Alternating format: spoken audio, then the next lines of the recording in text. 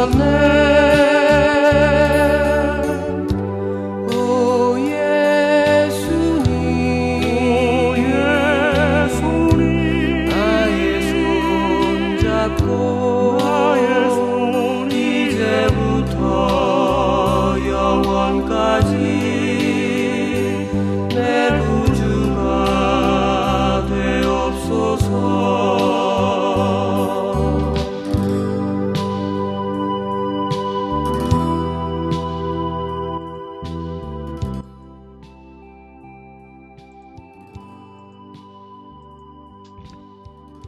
교우 여러분 안녕하세요. 오늘 하루 어떠셨습니까? 매일 해 보고 신나고 즐겁고 한 그런 이상은 없죠. 좋은 일도 있고 어려운 일도 있고, 오늘 하루 좋은 일이 많았거나 또는 힘든 일이 많았거나 이제는 주님 앞으로 가지고 나오시면 주님께서 그것들을 은혜와 축복으로 바꿔주실 줄 믿습니다. 오늘은 판관기 막장 드라마 제2편 함께 보시겠습니다. 오 예수님, 나의 손 잡고.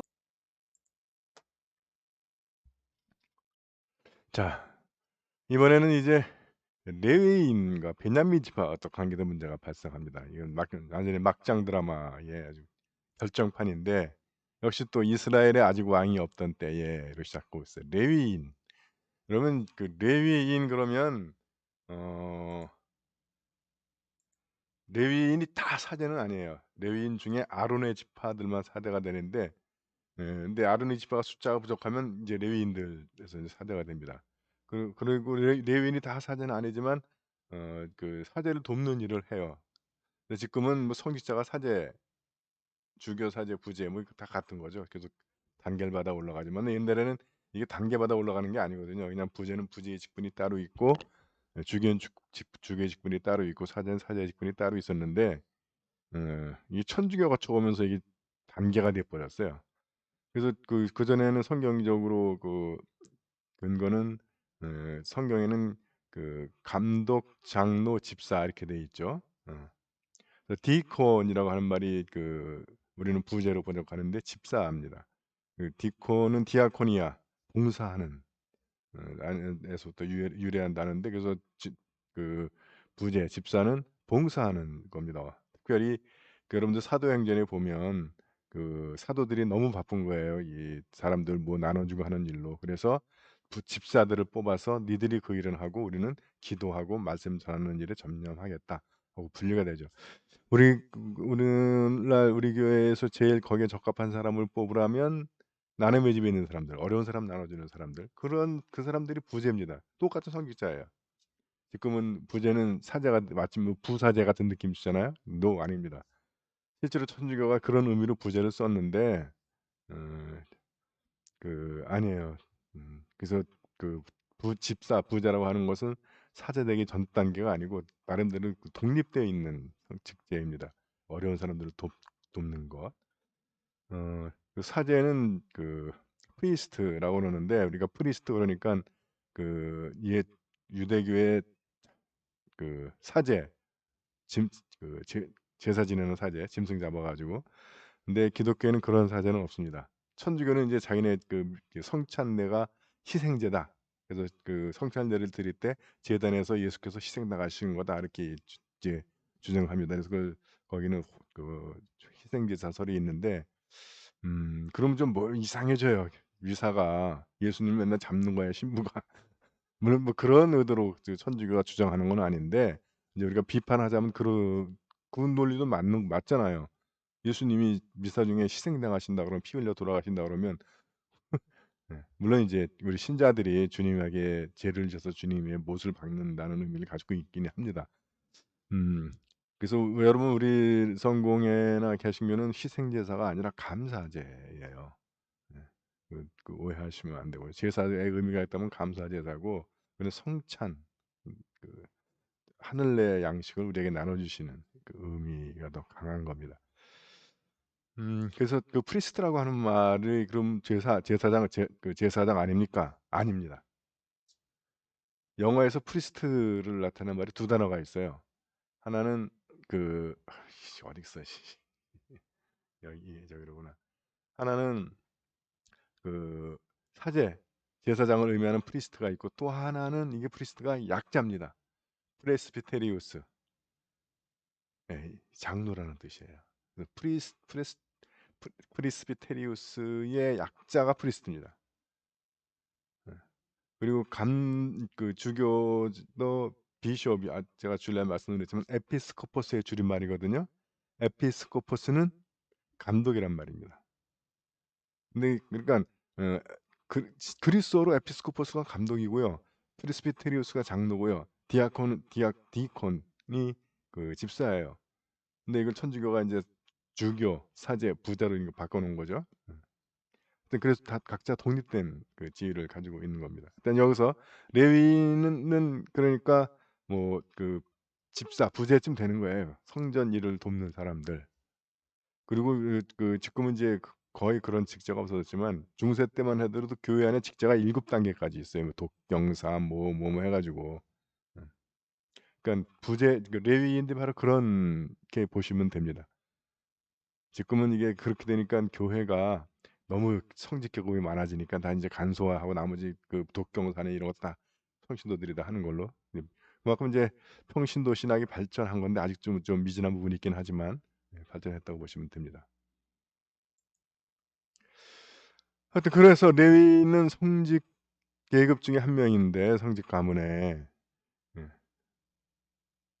근데 이 사람이 첩이 있는 거야. 네, 레위인이 에브라임의 산에 못 묻혀 살고 있는 것도 이게 문제가 있는 거고요.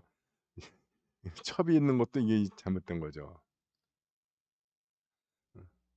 근데 이게 이 첩이 이 남편한테 삐져 가지고 집으로 돌아가 버려요. 그래서 레위인이 다시 이제 유다까지 가서 이제 첩을 데리고 오는 이야기입니다. 어 근데 인제 첩장인이 사위가 거기까지 왔으니까 또 자기 딸이 삐져 가지고 데리러 온 거니까 인제 잘 대접을 해준 거예요.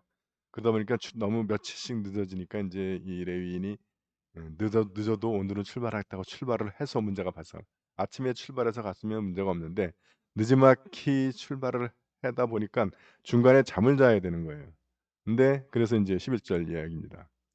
여부수인들이 사는 곳에 이르렀을 때는 이미 날이 많이 기울었었다. 그래서 종이 주인에게 "이제 그만 이 여부수인의 성에 들러서 묵어 가십시다." 하고 얘기하니까 주인이 대답하기를 "이스라엘 백성과는 피가 다른 민족이 사는 성인데 들를 수 없다. 기브아까지는 가자. 그래서 기브아든지 라마든지 어느 한 곳에 가서 묵자." 즉 우리가 같은 피부치한테 가서 신세를 지자 하는 거예요. 그래서 그들은 그곳을 지나쳐 가다가 베냐민 지파에 속한 기브아 가까이 이르렀는데 이때 인제 해는 이미 저 있었다는 거죠. 그러니까 여부수에서 쉬었어야 이게 시간적으로 맞는데 여부수는 이방인들이라고 그래서 그래도 우리 같은 피가 흐르는 우리 이스라엘한테 신세 지자 해서 기브아에 가서 신세를 지게 되는 겁니다. 근데 여기에 문제가 발생을 해요. 그래서 인제 그때 아마 풍습이 그 광장의 마을 동네 광장에 있으면 '아 이 사람은 나그네구나.' 해 가지고 지역 주민이 "당신 오늘 묵을 데 없으면 우리 집에 와서 묵읍시다." 그렇게 하는 거예요. 우리도 여러분 옛날에 조선 시대 뭐 하면 사랑방은 다 지나가는 과객들이 쉬는 곳 아닙니까? 왜냐하면 그때는 이 여관이라든가 이런 게 발달돼 있지 않으니까 숙박업소 이런 게 없으니깐 뭐 한참 가야 주막 한 채 있고 뭐 주막이나 있고 그래야 거기 인제 여관들도 있고 그런 거죠. 일반 마을에는 지금도 뭐 일반 마을에 뭐 여관이 없죠. 어. 그러니깐 인제 그런 문화들이 있는 거예요. 우리도 남의 사랑방에 가서 "오늘 하루만 신세 집시다." 그러면 인제 사랑방에 거기 또 그런 놈들 쭉 있고 그러면서 실제로 그랬다고 그래요. 그 사랑방에 가면 받아주는 만한 사람이 왜냐면 오는 사람은 밥이라도 먹이고 뭐 군부라도 떼줄 정도의 능력 있는 사람이 받아주는 거니까. 그래서 모이게 돼 있다는 거예요. 그러면 과거 보러 가는 놈들이 다 그 방에 모여서 서로 정보 교환도 하고 뭐 그랬다고 그래요. 음. 자연스럽게 그런 일이 벌어지는 거죠. 여기도 그랬던 것 같아요. 그래서 광장에 앉아 있으면 그 광장 마르조아 광장이 그냥 마당이죠. 뭐 타작 마당 같은 마당에 있었더니 인제 그 어떤 사람 그중에 그나마 어떤 한 사람이 이제 "우리 집으로 묵자." 그래서 인제 그 집에 묵은 겁니다. 그래서 그들이 한참 맛있게 먹는데 그 성에 있는 무리배들이 몰려와서 집을 에워싸고 문을 두드리며 노인에게 "영감집에 든자 내보내 달라. 좀 따질 일이 있다." 그러자 노인이 밖으로 나가 그들에게 말했다. "이 사람들 그게 어디 될 말인가. 이런 나쁜 짓을 하다니. 이분은 이미 내 집에 들어왔는데 이런 고약한 짓을 하지 말게나." 이렇게 이야기 이제 전개가 됩니다. 너무 그 이야기가 그 기막힌 얘기라서 제가 다 이 그 성경 말씀을 인용하진 않아요. 그래도 이 무레배들이 계속 내놓으라고 하니깐 이 주인이 자기 딸을 내줄 테니까 니들이 마음대로 해라. 뭐 그렇게까지도 하고 그럽니다. 마치 여러분들 그 소돔과 고모라 때도 그러잖아요. 거의 그런 상황이 되는 겁니다. 음. 그들이 이 말을 들으려고 하지 않는 것을 보고 레위인은 자기 첩을 밖에 있는 자들에게 넘겨주었다. 그들은 잔인하게도 그 여자를 밤새도록 욕보였다. 그러다가 동이 틀 때가 되어서야 그 여자를 놓아 보냈다. 날이 밝자 그 여인은 남편이 있는 집으로 돌아와 환히 밝기까지 문지방에 쓰러져 있었다. 남편은 아침에 일어나 대문을 열고 다시기를 떠나려고 나서다가 제첩이 손으로 문지방을 잡은 채 문에 쓰러져 있는 것을 보았다. 일어나 가자고 하였으나 대답이 없었다. 죽은 거죠. 그는 첩을 나귀에 얹어가지고 자기 고장을 향해 길을 떠났다. 그는 집에 도착하는 길로 칼을 뽑아 자기 첩의 시체를 12조각으로 내가지고는 이스라엘 전국에 보냈다. 에이, 이 이야기도 막장이죠. 그러니까 그 처음에 이 손님을 대접하는 주인도 자기 딸을 내주려고 그래. 예. 그리고 결국 레위인도 자기 첩을 내주죠. 아, 참 물론 그 여건이 지금하고는 다른 시대이긴 하지만, 음, 예. 하여튼 그것도 이제 문제고, 또 그 나그네가 왔다고 해서 나그네를 욕보이려고 하는 것도, 그러니까 이 사람들이 그 남자를 보내라고 하는 것은 어, 동성애하겠다는 겁니다. 그러니까 이게 그 어, 남자를 모르는 내 딸을 주겠다 하는데도 그런 처녀보다도 남자가 더 좋다는 거예요. 이 동네 사람들이. 이게 기부합니다. 이스라엘 마을이죠. 그래서 여러분 이 레위인이 여부수에서 원래 묵었어야 되는데 이왕이면 우리 이스라엘 형제들이 있는 곳에서 묵자 해서 왔는데 이 꼴을 당하는 거예요.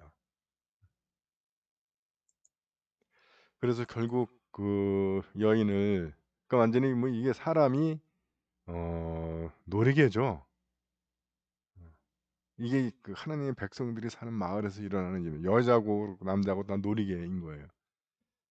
음. 그래서 인제 이 사람이 그 시체를 쪼개서 12조각으로 보내서 이스라엘 전국 각 지파에 보낸 거죠.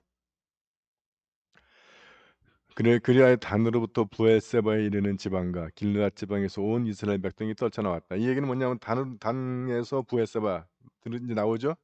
북쪽에서부터 남쪽, 그리고 길르앗은 요단강 동편 지역. 예. 그러니까 전국 사람들을 다 모았다. 이렇게 이해하시면 됩니다. 전체 회중은 미스바에 올라가 야훼 앞에 일제히 모였다. 이스라엘 전군의 지휘관들은 이스라엘 각 지파를 거느리고 하나님의 군대를 이루어 가지고 나섰다. 이렇게 칼을 차고 나선 보병이 40만이나 되었다. 그러니까 그 이 사건이 이스라엘 전체 백성들의 공물을 불러일으킨 건 맞는 것 같아요. 이걸 그냥 둘 수는 없다. 그러니까 그냥 40만이나 모여온 거죠. 베냐민 사람들은 이스라엘 백성이 미스바에 올라가 모였다는 소식을 들었다. 그때 이스라엘 백성들은 그런 나쁜 일이 어떻게 일어나는지 말하라고 하였다. 기브아가 베냐민 지파에 속한 마을이에요. 그래서 베냐민 사람들이 등장하는 겁니다.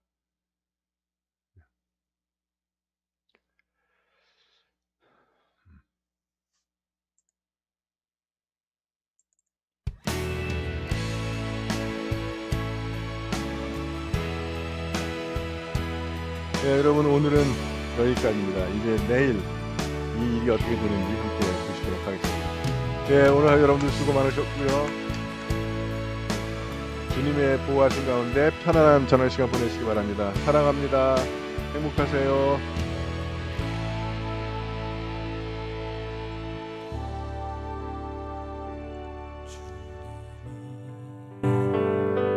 주신 땅으로 한 걸음씩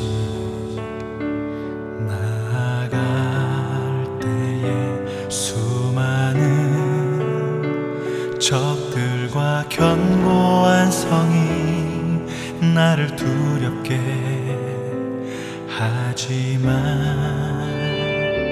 주님은 신뢰함으로 주님은 의지함으로 주님이 주시는 담대함으로 큰 소리 외치며 나아가네. 이 산지